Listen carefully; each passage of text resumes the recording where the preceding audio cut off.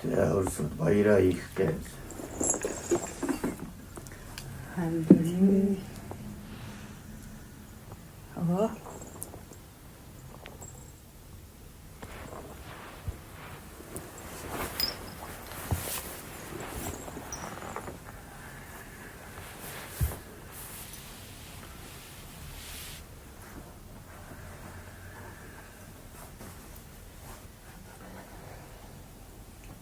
Болооч барай үлээ хэлгээд ер нь болж байна уу? Оо сайхан болж байгаа.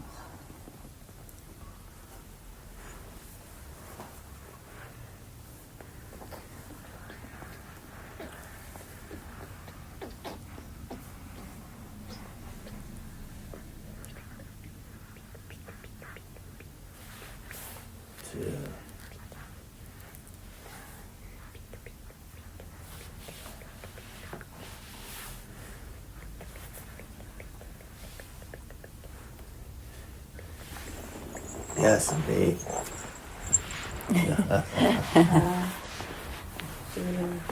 Танаас нэг жоохон юм дагсан. Ангд тэр мөнгө гэж юу юм бэ? Мөнгө бол эд зүйлс үү? Нэг үл энерги юм болоо. Энэ талаас давсан гэсэн.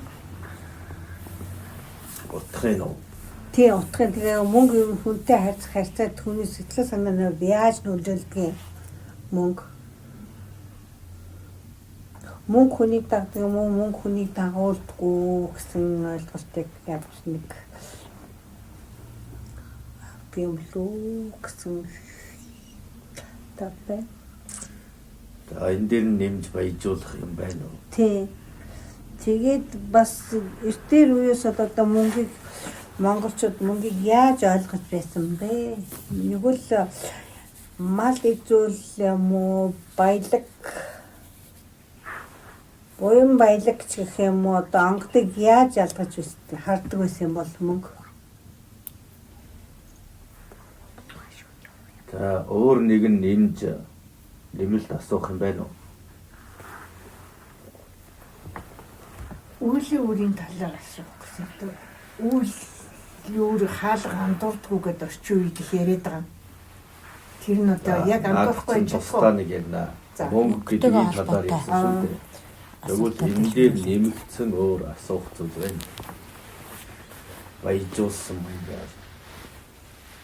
Энэ тоог бас мөнгөтэй холбоод идэг. Одоо ямар нэгэн хүн тус бүрд хүндэн тохирсон тоо байж иж мөнгө тогтдог гэдэг. Энэ бол үний юм болов уу ямар юм бэ? Тэгээд нөгөө зарим хүнд мөнгө тогтдгоо гэлөө. Тийм. Тэ.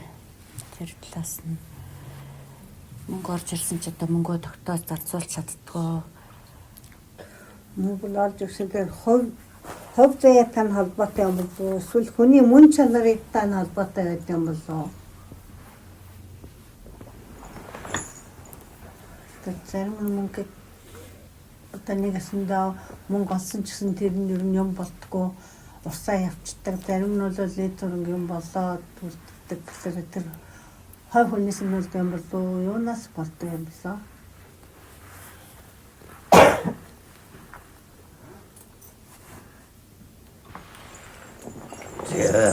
одооний ертөнцийн мөнгө гэдэг зүйл хүч авсан. Одоогоор цаасан хэлбэртэй гоё. Тийм. Цааснаас халиад одоо хөгжөөд юу болсон гэлээ. Цахим хэлбэрт нэг дөрвөлж Coin гэдэг. Тэ цахим хэлбэр шилжээд. тийм. Илнээр авч явахаас илүү нэг жижигэн дөрвөлж юм байна. Уншдаг машин. Тийм юм бэлэн гэхээсээ илүү одоо хүмүүс голцоо тэр карт гэдгээр л гүйлгээ хийдэг болсон.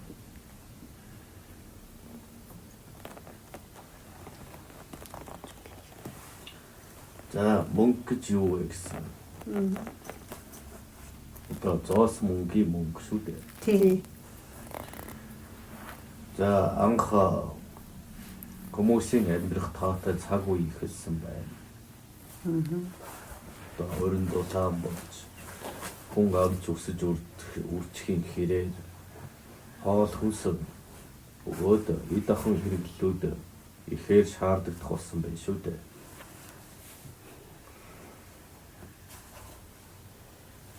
Энд нэг хүн байгаагүй шүү дээ. Маш олон төрөл зүйлийн хүмүүс өөр газар нутагт оршиж байсан гэсэн үг юм. Жишээ нь устай газар. Зарим нь ой хөвчтэй газар, зарим нь агуу гэх мэт. Зарим нь ахуй байдлаас одоо нүүдлийн журмаар ч юм уу. Гэх мэт тухай байдлын төрөл бүрийн газар нутагт цаг уур амьсгалын нөхцөл байдлаа дасан зохицож аж төрөх болцоожээ. Эхлээд зөвхөн өөрсдийн хүнс хоол хэрэгцээг хангах гэж хичээж байснаас сүүлд хүний танин мэдих хүсэл нэмэгдсэн байх нь. Тэр чинээгээр ирэл хайгуул болж хөрс зэрэгэлдээ овог, одог, тэр хаваар холбоо харилцаа сэргэж эхэлсэн байна. Эхлээд бол хүмүүс хоорондоо хэл усаа сайн ойлголцохгүй ч юм уу байдалтай байсан ч одоо ус голтой нойр гэдэг нь загас жарах хайтайгаа түүнийг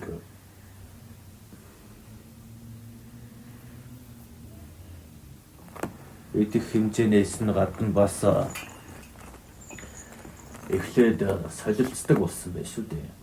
Арилжиж одоо өөр овог отхыг гэхэд гаршуулсан мал хуй ч юм уу эсвэл агнсан олз ч юм уу энэ мэтэр хоол хүнс жимс өөр юу вэ? Нэг нэгэндээ байхгүй зүйлсийг хоорондоо сониучрахад солилцдог болсон байна. Энэ мэтэр хөгжиж танилцж явсаар сүүлдээ юу болж үүссэн гэвэл тогтсон нэг тийм үн цэнтэй зүйлээр тэмдэг болгон арилжаадах болсон гэж ойлгож байна.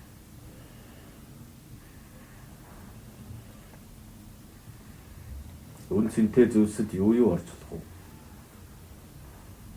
Байгалийн байлаа. Хатуу идэл нь алтмаа чулуу. Тэр Одоо сүүлийн үед ингээ голцоолохоор хатуу мөнгө атал болгож байгаа шүү дээ. Сүүлийн одоо үед орчуул. Дээр үед л яг энэ хоорондоо солилцохдоо дандаа мал аж ахуй өөрсдийнхээ хэрэгцээний юм хоорондоо бол солилцож байсан. Одоо орчин үед бол дандаа энийг бол сүүлийн үед бол үнд идэл болгож байгаа. Яг зөв. Тэгэхээр хүмүүс тэр чинээгээр хөгжиж үржиж эхэлсэн байна. Тэр болгонд тэр их ан агнуурын зүйлс болоод солилцох зүйлсийг авч агуулхад хэцүү болж хүндрэл үүссэн байна. Тиймээс тусгай үнэт зүйлсээр төлөөлүүлэх болсон байна. Та нарын хэлдгээр алт мөнгө гэх мэтийг бэлэгцэн зоос хатуу биетээр ихэлсэн байх шүү дээ.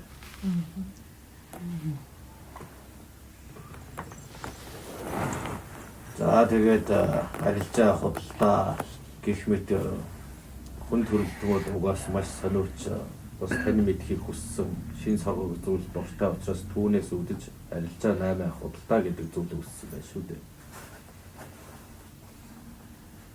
Бүгд хүлээн зөвшөөрч алт, мөнгө, баялаг болох үн цэнтэй зүйлсийг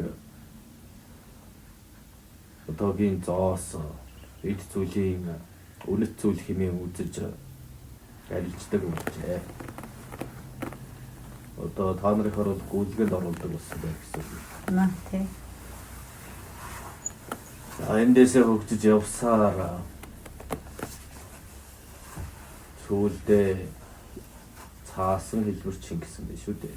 Томхтой цаас бичиг гэх мэт улам хэлбэр болгож өгсөн тал байна.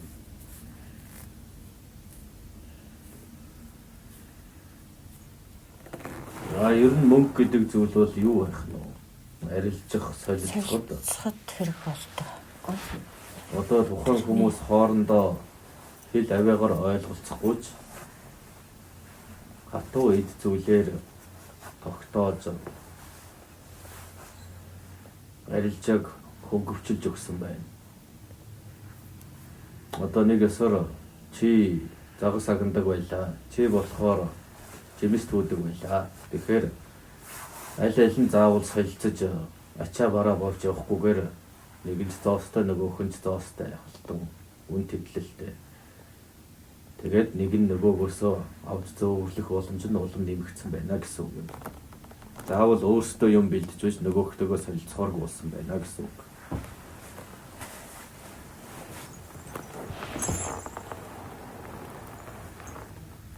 За тэгвэл мөнгө гэдэг зүйл, мөнгө зоос гэдгийн үндсэн эхлэл бол энэ болж байна.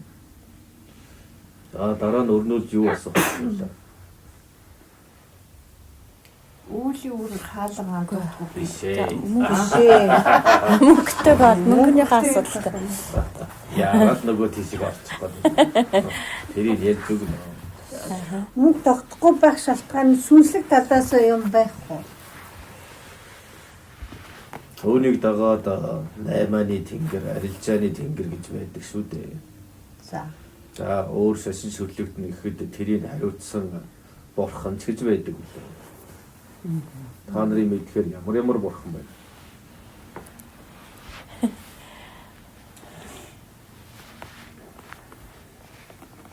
Энэ намсраа.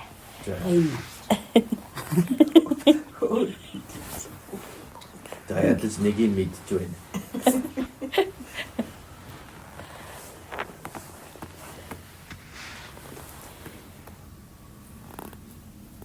Тэгээд тэд нар чи яадаг вэ? Ивэл өгсөн үед одоо элбэг хангалуу мөнгө төгөрөх сайтай байна гэсэн үг. Үгүй. Йогс тэр бурхан шууд л та нарт өгөөд байна.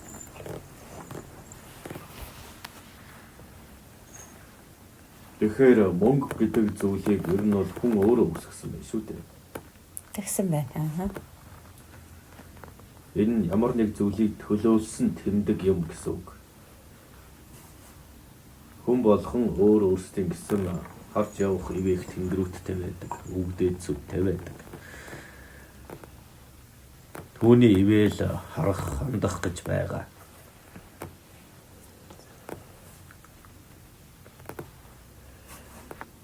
За өргөжлүүлээ.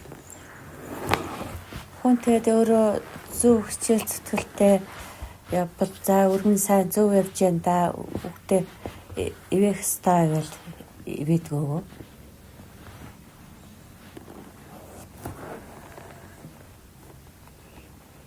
Тэр юмыг зөв хэрэгжилж чаддаг уу? Зөв захиран зарцуулж чадах уу? Бас тэр мөнгө зоос гэдгийг зөв зүйлээрээ олж байна уугүй юу гэдэг бас нарийн хамааралтай болно.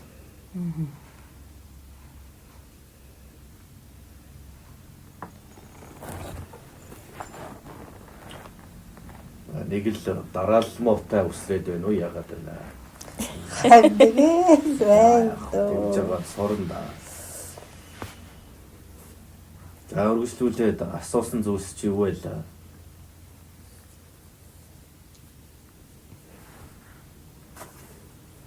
мөнгөтэй холбоотой. Түрүүн асууж байсан шүү дээ. Эсвэл мартчихсан. Тий. Түрүүний асуултасаа. Хэд хэдийг асуусан шүү дээ. Одоо тийш дараалан явж байгаа.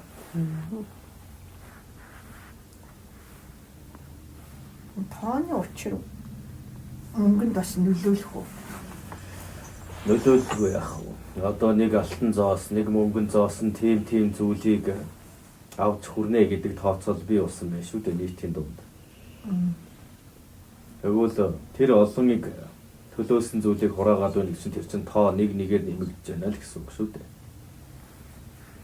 Сүүлдээ тэр чинь тоолох хэрэгтэй болно. Тэр олон зүйлсээ чинь нэг нэгээр нь тоолно, багцлж яваад улам нэмнэ. Энэ болгон дээр тооны шин нэршлүүдийг үүсгэж явсан байна. Оочин Монгол өвөг дээдсүүд чинь тоо тоолох ухаандаа маш олон тоонуудыг бий болгосон шүү дээ нэрлсэн. Тэгэхээр тэр хэмжээний юмыг эдэлж хэрглэж байсан гэсэн үг юм. Эдэлж хэрглэж байсан учраас тэрийг нэрлсэн юм. Тэр тоон чигтгэний нэрүүд байна гэдэг нь цэргэлж байсан байна гэсэн байна тийм ээ. Тийм. Тэрэндээ хүрэхгүй тоог нэрлэж яах юм. Үзээгүй юм нэрлэж чадахгүй шүү дээ. Тэгэхээр үдсэн тоос нь хэд хүртэл байна гэдг нь тэр хүртэл хэрглэж байсан гэсэн үг юм.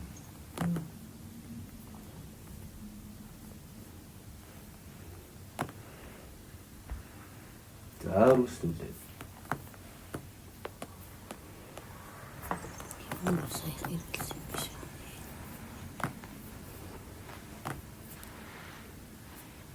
Тэгээд одоо явсаар хагаад одоо орчин үеийн хүмүүс бид нар болохоор ерөнхийдөө одоо мөнгөний хойноос хөөгөөд уг нь мөнгө өөрөө ирдэг гэдэг утга нь алдагдаад одоо мөнгөний хойноос өгөөд одоо мөнгийг хөөдөг болцсон гэдэг нь одоо тэр хар хүч эрчимчтэй холбоотой юу? Мөнгө чамайг зөвгөр байхад ирнэ гэж байхгүй. Бас чи араас нь хөөн гэх юм цааш юм. Ерөөсөө чи ямар үйл гаргаж мөнгө зоос олж байна гэдэгт л хамааралтай шүү дээ. Чи хар үйлдэлээр одоо хэн нэгнийг залж мэхэлж хуурж итгэлийг авж байгаад хөлжиж болно. Эсвэл өрийн цагаан хөдөлмөрөөр тогтсон үн ханшинд нь ажил алба эрхэлж болно гэсэн үг юм. Одоо та бүгдийн цаг гэдэг нь тэр чигээрээ бас үнэлэгдсэн зүйл байх нь шүү дээ. Чи надад тэгж ажил тэгвэл чам тийм юм уу гэж. Үнэлсэн үнэлгээнд орол та нар ажил төлж байгаа шүү дээ. Тийм үү.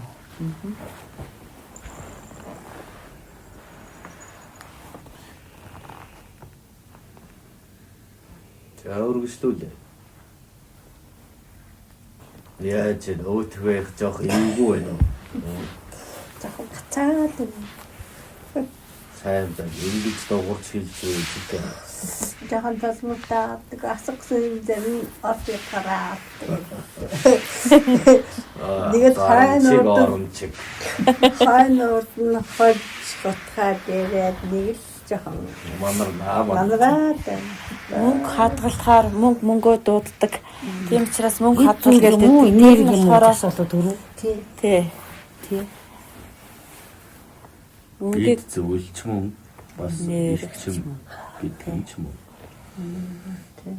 Ягаад гэвэл та нарын гараар л над цаасан юм нууцсан дамжиж байна. Энэ мөнгө гэдэг зүйлд чинь баян ядуу, ийм хүүхэд төгсдгөл бүгд гар дамжиж хүрэж байгаа. Сайн муу бүгд хүрж байгаа шүү дээ. Гараас гарт дамжиж байгаа. Энэ тэгэхээр эрчмээ нөгөө дамжуулж өгж оролцуулж байгаа зүйл мөнгө бас эд зөвлөч мөн.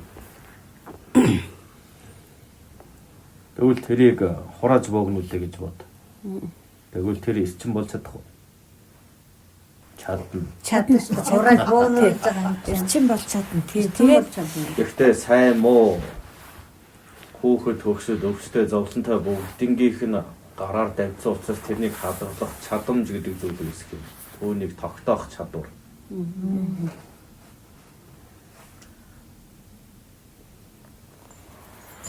За. Яаж хүн тэрийг тогтоох гэсэн утга нь Тэрнийг чи зөв зохион байгуулж зарцуулах хэрэгтэй. Бас зөв зохион байгуулж хадгалах хэрэгтэй юм. Ханаас зөвөр шууд л босоохон тимтэй болохоор л тэр юу л данс манс гэлээ юу гэлээ. тий. Нэг тийм нүдэнд үзэгдэхгүй гарт баригдахгүй юм руу алж ихчдэг. Тийм байхад яаж эрчим та нар дээр төвлөрөх вэ? Тэгвэл ингэж бөөгнөл цуглуулаад зүг юм тий. Та нарын тэр данс юм энтер гэдэг тэр болгоноор юу нь баяжсан бэ? Банк нөө тэрийг эргэлдүүлдэг хэсэг үлэх хүмүүс л тэд нар нь. Та нар ягаа баяжчихгүй хүмүүс. Тэр нөө бэлэн мөнгөө бариад тэрнээс эрчим нэрийг аваад зарцуулаад Биднес чинь бүх мөнгө тэр хүмүүс өгчлээр нөгөө хүмүүс нь эрчим олон их болоод байгаа юм байна. Тийм үү. Тэгээ биднээс эрчим жоохон сулдж яам гэсэн. Тэгээд тэрээс нэг хадгалж байгаа нэртэй тэр хүмүүс чи эргэлдүүлээд өсгөөд байгаа юм шүү. Тэгээ бас хойв хүн нэмээд өгөөд. Ягаад та нар өөрсдөө гар гартаа тийм юм барьж болохгүй байгаа юм бэ? Уг нь болно л да. Тэгээ бид нар чинь одоо хялбарчлалдаг ч юм уу, амарч юм нөгөө тоолохгүйгээр шууд нөгөө түнөөсөө гүдгээ хийчдэг. Тэгээд нөгөө үлдэгдэл мүддэгдэл нөгөө хариулт мөрөл тоолж авахгүй тий. Тэр талаасаа байж магадгүй л. Арга борлооч нэг ол зомгийн үлээс нэг өөр өвөө танд би дансныхаа дугаарыг өгч. Та олцсон юм тэгээд тэр лөө дуудаад өгөөрэй гэж байсан тохиолдол биш үү?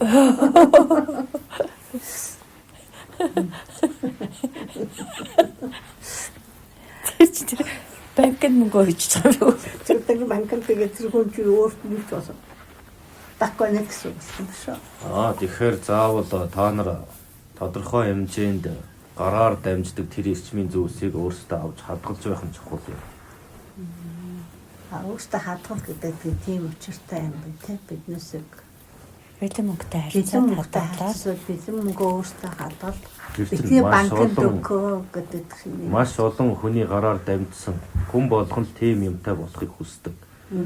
Тэр чинь маш их олон хүний оюун бодлын зүйл тэр зүйлийг бодож санаж хөлс хүчээ зарцуулж байгаа зүйл шүү дээ. Тэгэхээр та нарыг л бэлнээр нь ахаа байлгаж зарим үед хадгалж бай гэж хэлээд байгаа. Зүг зарцуулаад гэсэн үг юм байна да мөнгө. Тэгэхгүй над байгаа. Тэгтээ энэ тоог хар гэдэг. Ингээ яваад байл ямар чи яг тийм зоосыг хадгалж байгаа хүмүүн үү? Тэгээ нэг хадгалахаар чинь нэг бас нөгөө энерги юм нөгөө үнд одоо өөрт нэг энерги шингэх юм байна л да. Мөнгө гатаа. Түүнийг тогтоо чи ядаж тэрийг тоолоод энерги шингэх юм хамгийн гол нь. Хэрвээ алтан зооснууд байсан бол бас л тэгин шүү дээ.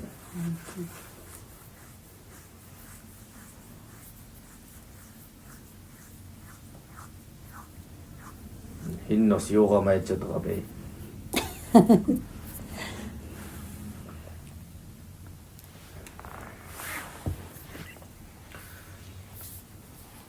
За, өөрнүүлэх асуулт юу вэ?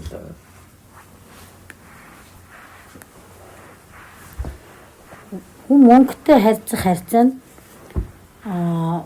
хүний хувь сэтгэл хувь тавиланд яаж нөлөөлдөг вэ? Мөнгө бол бие даасан хүч биш. Энийг хүн бий болгосон гэдгийг санах хэрэгтэй. Тэр шүтэн биш, тэр бурхан биш. Тэр тэнгэр биш. Хүн үүнийг бүтээсэн, үүсгэсэн, арилжааны хэрэгсэл болгосон. Маш энгийн шүү дээ.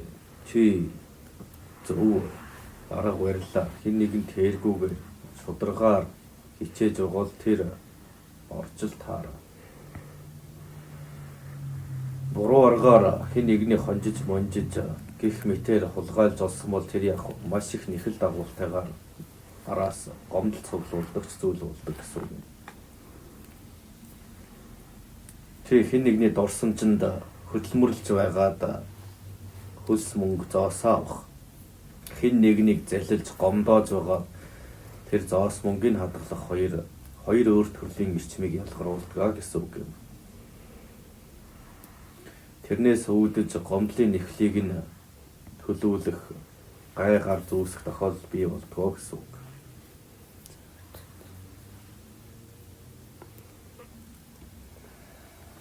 Яа. Асууж байсан да. Асуултаа мартсан уу? Мөнгө хөрөн тэгээ одоо хүмүүс болохоор мөнгийг дагаад мөнгө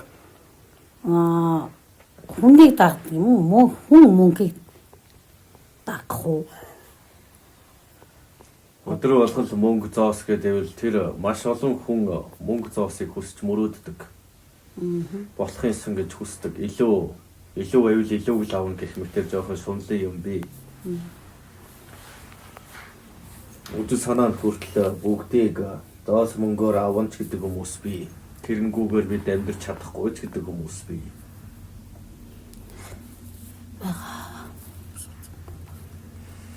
Тэгэхдээ өвөл хэлсэн шүү дээ. Энэ бол шүтэн биш ээ. Бурхан ч биш гэж. Хүн өөрөө үүсгэчгээд араас нь өөрөө хөөцөлдөж гол зүйлд хөдөө.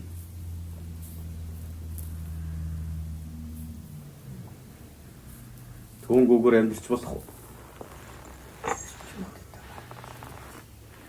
Дээр гэд болохоор одоо бол амьдрахгүй л.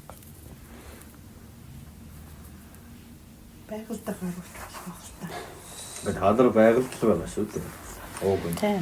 Суурин газар байвал Ер нь одоо хай газар мөнгөгүй гэр яхаа амьдрах нөхцөлгүй л дээ. Одоо нөгөө солилцооны гол хэрэгсэл учраас хүнтэй ямар нэг юм солилцлаа гэхэд чинь мөнгө байгаа юм чамдлаг шүү дээ.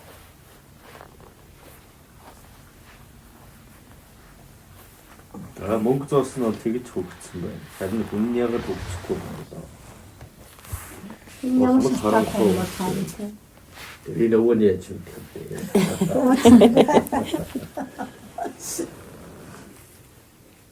Тэр нь хүний өөрийнх нь ухамсартай холбоотой зүйл шүү дээ. Одоо бол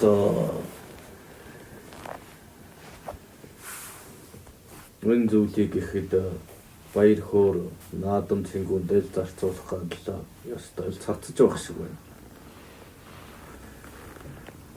Арилчаа 8 хийдгүүд нь ч үн ханшийн сайхан өсөж байгаа дуртай үнэ хэлээд л явж байна. Ингээ харахаар та нар их баян хүмүүс тийм.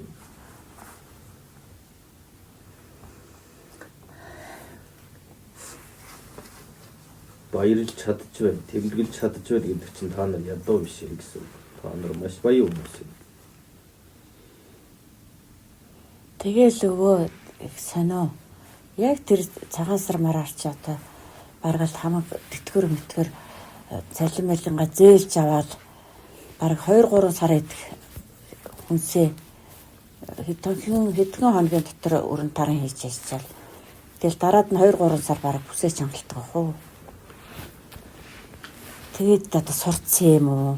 Тэр зан одоо тэгээ бусдад одоо элбэг хангалуун байгаагаа одоо харуулах гэсэн тийм нэг чанар оршоод байт юм аа бүү. Хамгийн мунхаг хүмүүс л бие биендээ идэм байх болж бие биенээсээ дотохгүй гэж үгтэй шүү дээ. Тийм хүмүүс үзээж сайн явдаггүй. Тийм л юм явагдаад байгаагүй байр наадмын үеэр. Ер нь та нар ч гэсэн бусд нь ингэчихвээ тэгчихвээ гэдэл өөрсдөө л ид зүйл аваад улам тэр айл тийм байсан манайх юм байх ёстой гэж зэрэгцэж л байгаа бол тэгэл хөгжихгүй. Энэ чинь баяр гэдэг зүйл чинь өөрөө гүн утгыг агуулдаг байх ёстой болохоос хэлбэртсэн нэг нэгэндээ гайхуулсан эд зоосороо нэг нэгэндээ илүүгээ харуулсан зүйл биш. Хэрвээ тийм болоод ирвэл яах вэ? Тэр баяр чинь талцлын баяр болно.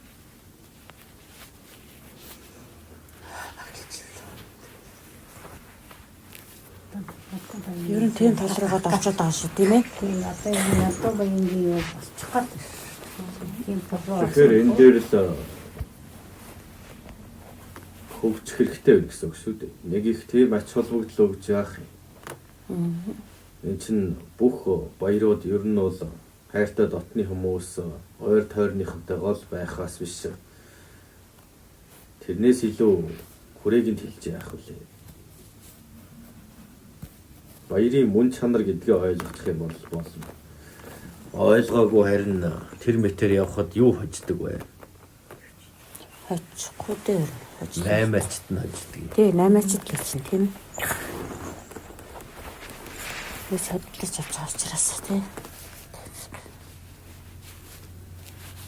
Тэгээд бидний монголчууд ер нь мөнгийг ер нь яаж ойлгож байсан бол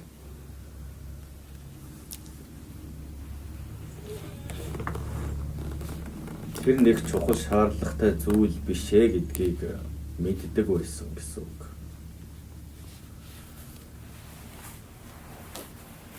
Одоогийн шиг ингэж ритм болгохоос илүү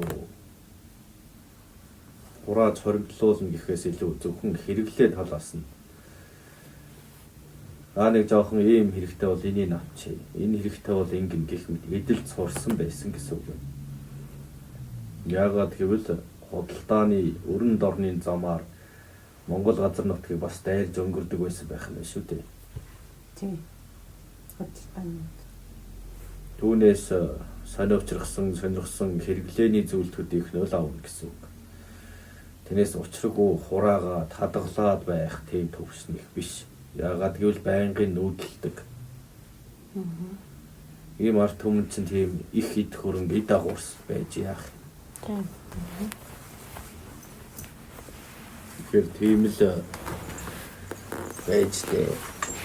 Одоо бол шавар гэрт шамбаарлан суугаад хаас агуул юм хурааж байгаа байлгүй. Ихэнх нь л гой сайхан зүйлсийг авч хэрэгжилж байгаа боловч яг хэрэгэлсэн ч юм уу, хэрэглээгүй ч юм уу, ингээл нэг бусдын сэтгэл хөдлөлөөр дагсан.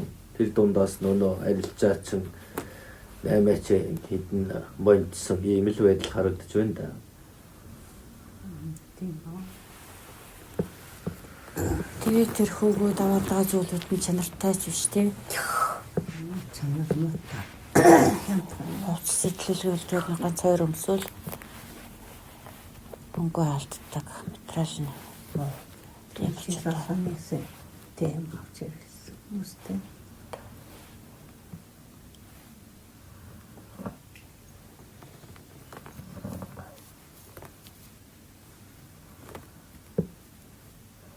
За өөр утга юу ярих гэж байна? Түрүүний асууснаас хариултыг гараа өгдөг үү? Одоо бол өвөө нь ярихаас илүү та нарыг л нэг нэгээр нь оролцуулж, асуулгуулж, харилцан хэлжгээд за дараагийн асуулт гэх мэтээр явна. Өмнө нь бол та өөрсдөө чиглүүлэл хайдаг байсан шүү дээ. Тэр аль дандаа сонсдог байсан бол одоо харилцан яриа маягаар.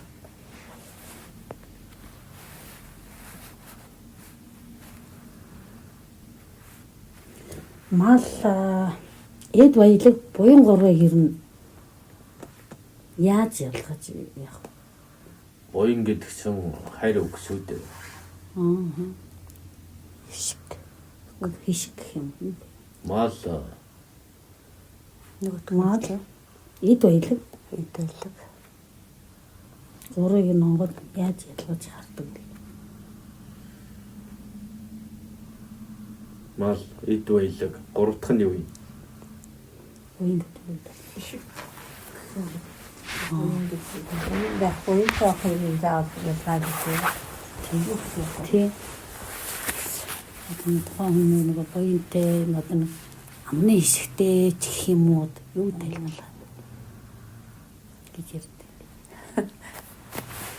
Наад гурав чинь ерөөс нэг л зүйл юм биш үү? Нэг гэж бах юм. Малч нь эд баялаг болчихно. Мал байжул тэр яриад байгаа буян ч нэ. Тэгэхээр тэр нь баян нэг зүйлийг гурав хуваацсан байна чи. Тэгээ гурван талаас нь салаалуулж асуугаад байна шүү дээ. Нэг л зүйл шүү дээ.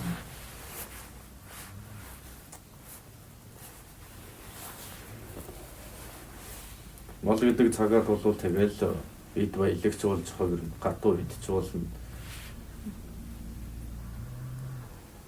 Болохгүй гидсий чинь задахаад юм гэдэг чинь ч болж болно шүү дээ.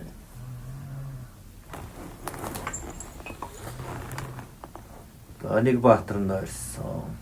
За унтаг. Шүнсэн сонсож байгаа юм байлгүй.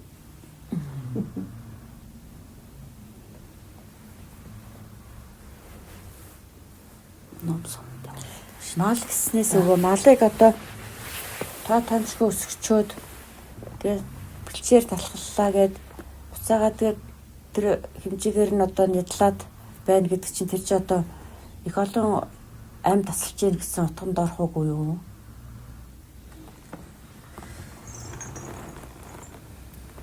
Эдэлж хэрэглэл гэж өсөж байгаа юм чинь хамаагүй юу?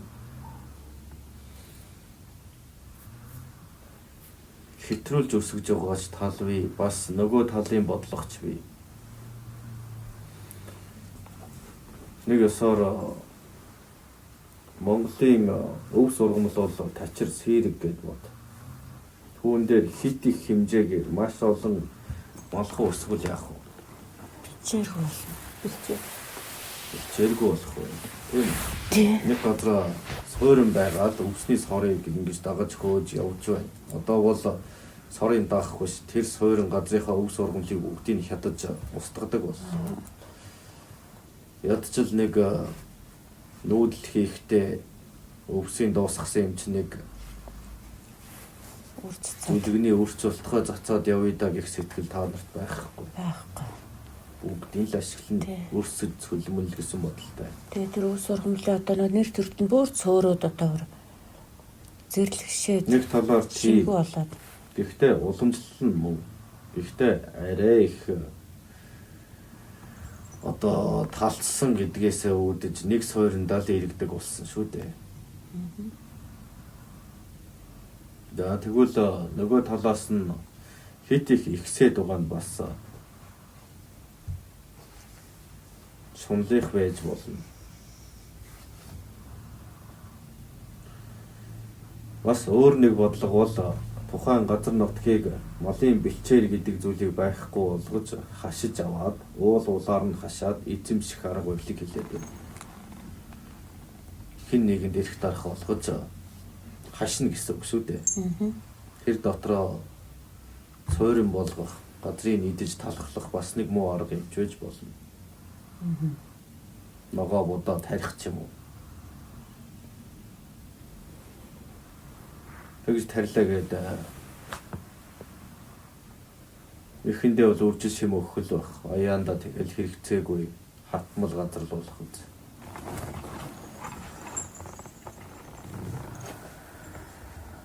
Уламжил гэдэг зүйл олон жил дадаж турсны үүднээс бий болдог, үүсдэг. Энэ дээр тэгэхээр маш олон бодлого явагддаг байх нэ гэж ойлгоо.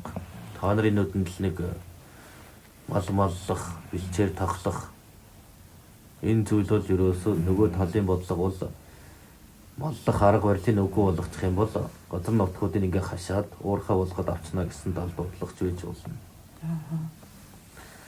Монгол малчт нь бас газар нутгаа хит их тахалж малынхаа тэнцвэрийг бариагүйгээс болж яах вэ? Газар усан дааж дайсан болж болно.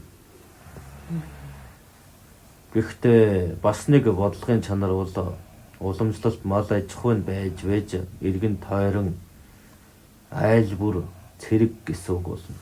Айл бүр харуул болно гэсэн утга юм шүү дээ. Энэ дуртай нь зэлүүд газар гээд явахгүй бүгд хяналттай эзэнтэй байж нөгөө хүмүүс нь нүүдлэн хөдөлгөөнд байдгийг хэлж байгаа. Ингэснээр тухайн газар нутгуудаа бүрэн эзэмшиж харж хянаж явна гэсэн үг. Тийм байна. Утгасантай эзэн болоо тийм үү? Тэгэхгүй бүгдийг хашаад энэ чиний газар гэж явж яах вэ? Нүүдлэх шаардлагагүй. Тэгэхээр хаана юу болж байгааг мэдэх боломжгүй байдал үүсэх юм. Тэгэхээр уламжлалыг зөв эрүү болгох болно. Тийм. За мөнгө зоос ирж ирсэн нь юу руу болтирч байгаа. Бэлчээрлээ орчлаа. За хаалаач хурал явуулчихлаа. Төгсөн хамгаалахаар орчлаа. За мөнгө зоос нэгэ яадаг гин өөр асуух юу вэ? Бич асуух.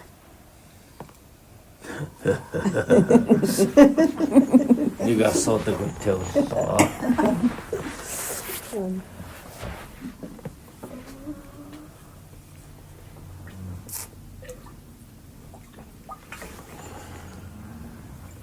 Яста чанга байна.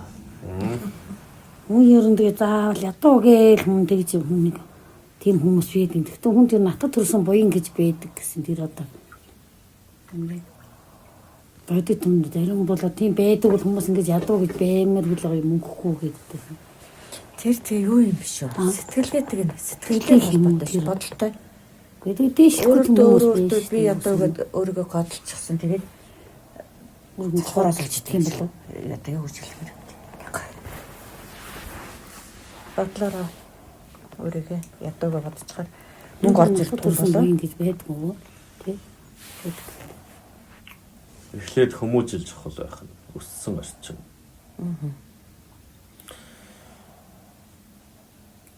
Бүгд баян байх боломжгүй. Магадгүй тэднийг шударгаар хөдөлмөрлөх гэхэд тэднийг хуурмаг аргаар хонжиж монжиж баяцсан хүмүүсч байж болно. Тэгэхээр юм болгон олон талтай байх юм шүү дээ. Заавал тэр ирээд байгаа буянтай төрсэн энтертэй гол биш байх нь. Энэ бол хүн болгон заяач тэнгэрүүтэйг ирдэг. Эдл айн буянгун бай миний л заяа моотах юм байлгүй гэх мэтэр ойлгуулахыг бас оролддог арга барил байж болно шүү дээ. Тэгэж тэр хүнийг бууж өгүүлж одоо хичээж зүтгэхээс нь саадуулдаг сургаалч байж болно. Нөгөө талаас нь бол хүмүүсийг шодрох хөдөлмөрөөр нь хүсийг нөхөхгүйгээр заллан нэхэлж одоо энэ эрх мэдэл болоод эд хөрөнгийн хууль оргилд нь хүртсэн залим эрхтнүүдийг та нар зөндөөл мэднэ. Тэгэхээр яриад байгаа буянтай чинь бас сэтгэж бодохтой чинь бас хит хамааруулж болохгүй гэсэн үг. Тийм байна. Нэг талдаа тийм байж болно, нөгөө талдаа бас энэ зүйлд дасаж болохгүй. Ямар нэгэн байдлаар ажил хий, хичээе гэтэл арын хаалга, танил тал, ах дүүсийн байдал гэх юм уу да. Эсвэл царай зүс гоо үзмжийг хараад ажил юм хийж болно. Харин чи цаашаа гэдэг ийм цаг үе та нар амьдарч байна. Эсвэл нас зоочдөг шүү дээ. Тийм. Энэ юу вэ гэвэл шудраг бусын илрэл мөн.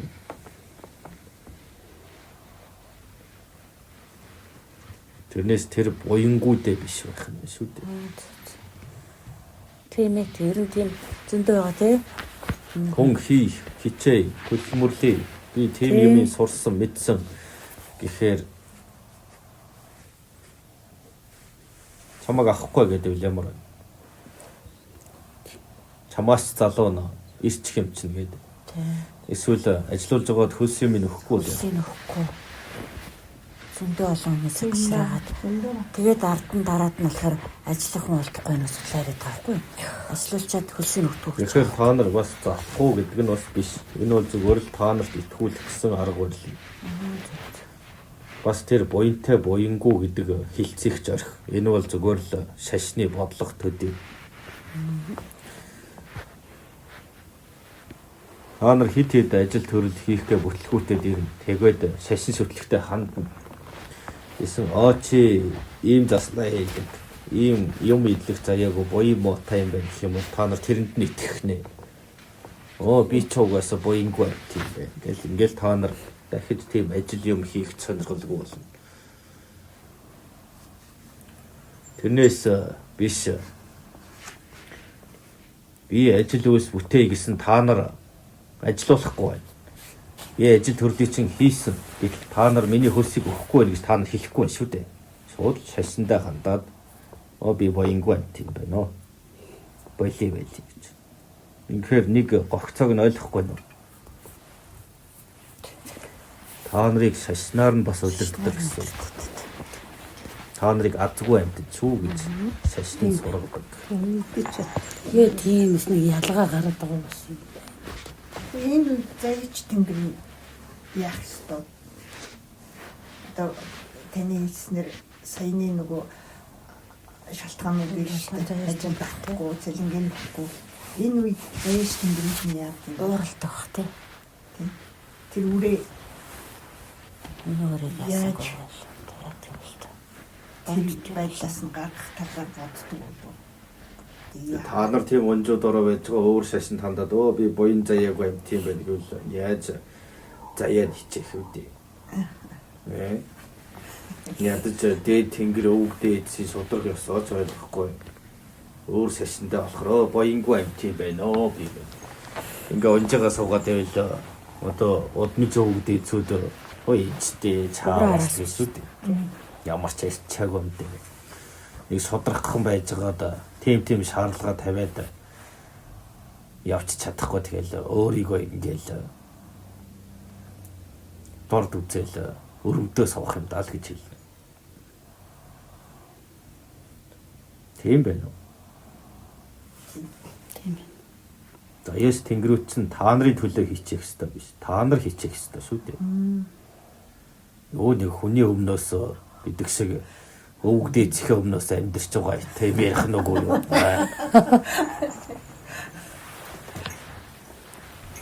Амрыг болох одоо тэгвэл бид ч одоо та нарын өмнөөс хичээгээд үдэс тараад байх юм.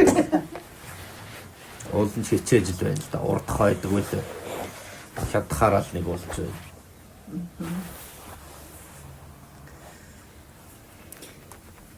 Энэ мөнгө ер нь тэгээс үүдл устгах. Одоо хүмүүс хэд мөнгө хойноос үүдэлтэй юм. Ингээд мөнгө хэрэггүй болох одоо тийм устгах тийм юу ирэх болоо юм. Үгүй. Үгүй юу. Тэр чинь устдахгүй. Харин хүн нь устдаж л магад. Тодорхой хэмжээнд хэрэггүй баялаг бүтээдгүй хүмүүсийг л устгахад болно. Тэгэхээр мөнгө зоос гэдэг чинь бол одоогор устдах болоогүй. Харин хүн нь устдаж магадгүй. Тодорхой тоо хэмжээгээр. Яхан харгис байна уу? Хүмүүс өөрсдөө л баяныг бүтээдэг шүү дээ. Хүмүүс өөрсдөө л хүнийг баяжуулдаг. Тэгчгээд тэд бол сайн баячууд гэдэг. Гэсэн ирнэл өөрсдөө тэрийг хэрэглээл. Өдөр тутамдаа ашиглаад хөдөлж аваад тэрийгэ баяжуулаад байдаг шүү дээ. Тэгэхээр энэ бас нэг төрлийн ухамсарын алдаа байж болох юм. Үнэн цагаан хөдөлмөрөөрөө бас хөрөнгөцсөн хүмүүс байж болно. Тэгэл мос сайн баячууд би баян байгааг байхад энэ баян байхтай яа гэдэг буруу бодолтой хүмүүс маш их натаач. Тэгсээр нэг гар нүдэлтгүй. Тэр нэг коронавиг үед нэг хөл хорионд олсон шүү дээ хүмүүс. Тэгэхэд над нэг тийм бодол төрж байсан шүү дээ. Энэ хүмүүс ерөөсөө бид нар ерөөсөө мөнгө олох гэж гүүгээл мөнгө өрөх гэж гүүгээл энэ насаа илээч тийм байж шүү дээ. Мөнгө өрөхгүйгээр яг ингээд гэр суугаад байж бас болдгийм байна. Гэдгийг их олон хүн мэдэрсэн байхаа гэж боддог шүү дээ.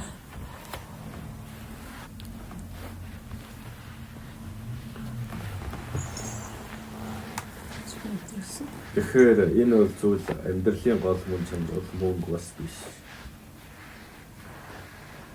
Чи эрүүл мэндэ өөрийн цаг хугацаагаа мөнгө гэдэгт зориулж байна. Гэт боддоо. Тэмээ. Тэгэхээр чин тэр юу болж ирж байна? Та нарыг сорж иддэг болж Өөрийгөө байна. буруу хэлээч тийм. Нэг л юм хэлээд байгаа шүү дээ. Ходоодороо амьдардаг хүн гэж байдаг. Ходоодыг твчиж чадвал хүн оюун ухаанаараа ажиллах боломж үүсдэг юм аа гэж.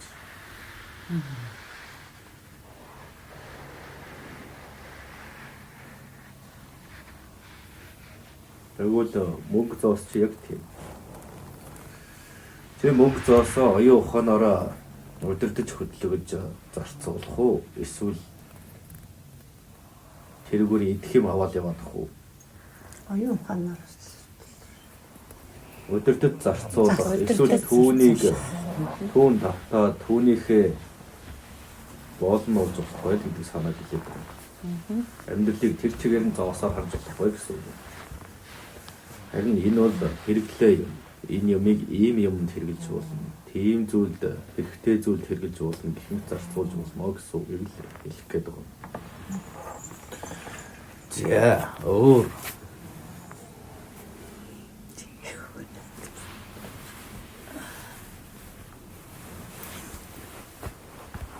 За одоо мөнгөн дээр нэмсэн асуулт байгаа л да. Одоо энэ за ингээд ер нь болчих шиг боллоо тийм үү?